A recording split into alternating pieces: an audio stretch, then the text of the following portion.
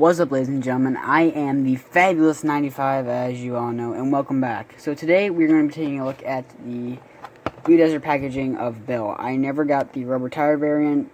I don't remember why I had so many chances, and then just never got it. So let's start with the packaging.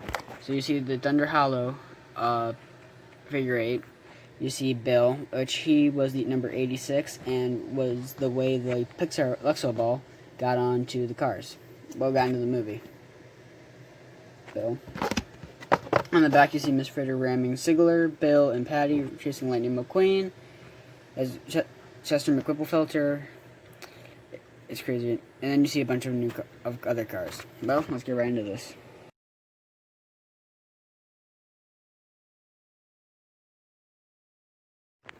So let's get into the review of this guy. On the side, you see his 86 with his red, yellow, and blue colors. You see the Luxo Ball on his rims. He's spray painted to cover his windows. Well, but never mind. Back, you see Luxo Ball without, and he doesn't have taillights anymore. And I like these Demolition Derby cars a lot because you see like all the detail they put into making sure that they look dented, and you actually can feel the dents.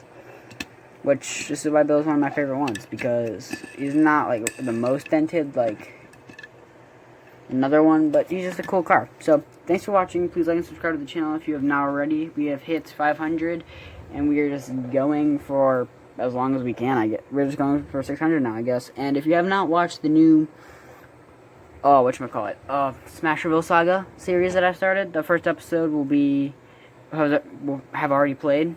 Well, the first episode of Carbo already played, so I'll see you guys next time.